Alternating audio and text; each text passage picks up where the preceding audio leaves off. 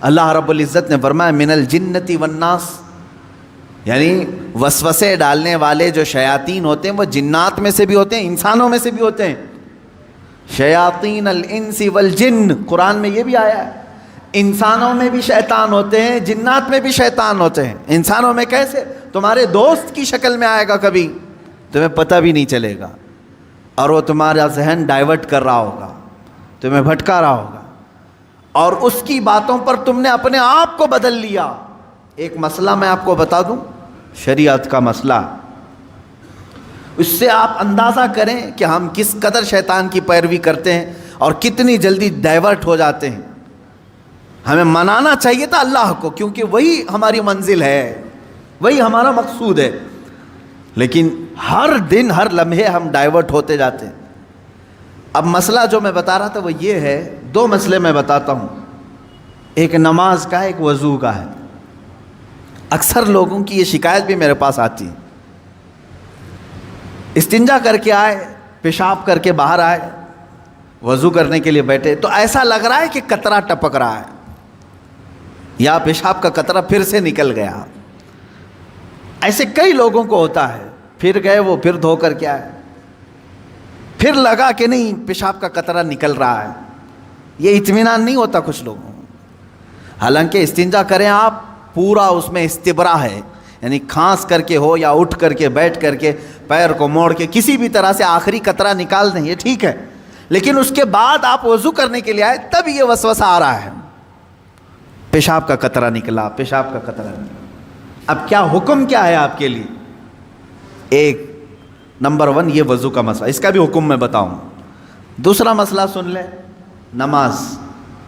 4 رکعت ظہر کی پڑھنے کے لیے کھڑے تھے، یا 4 رکعت عصر یا عشاء کی، 2 رکعت پڑھے، تیسری رکعت میں کھڑے ہوئے تھے.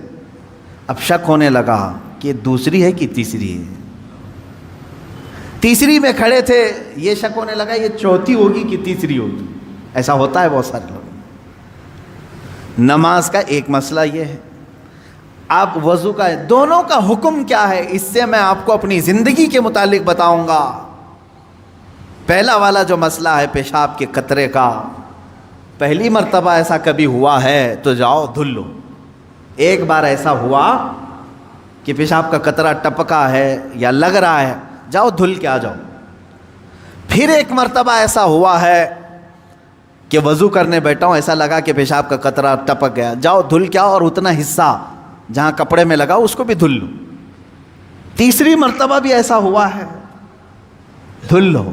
اب اس کے بعد شریعت کہتی ہے اب نہیں جانا اس کے بعد.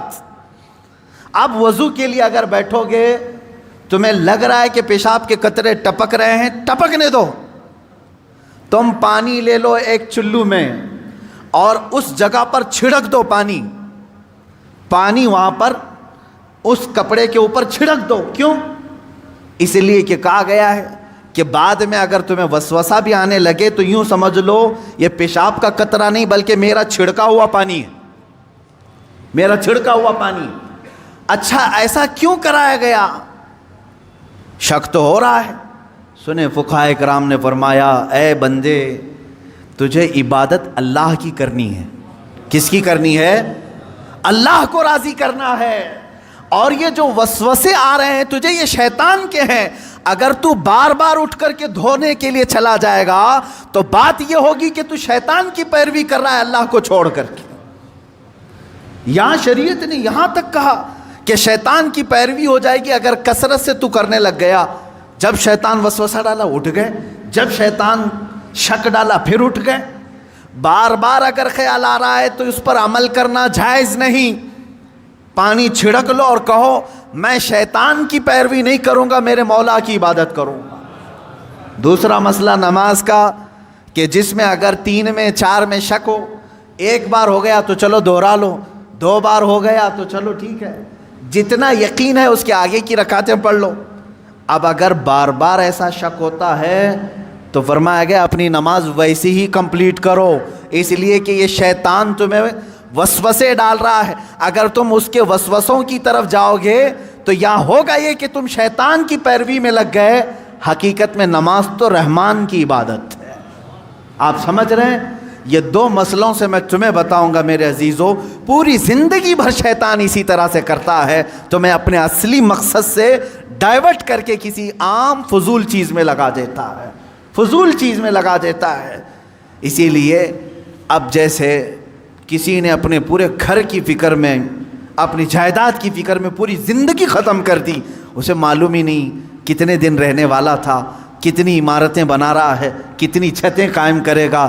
اے بندے، تیری زندگی لمبی سے لمبی جاتی تو 70-80 سال کی، تو بنا ہی رہا ہے 30-40 سال کی عمر میں، بچے ہیں تیرے پاس 25-30 سال، ان 25-30 سالوں کے لیے تو نے اپنی پوری زندگی جھونک دی، صحت و طبیعت سب برباد کر ڈالی۔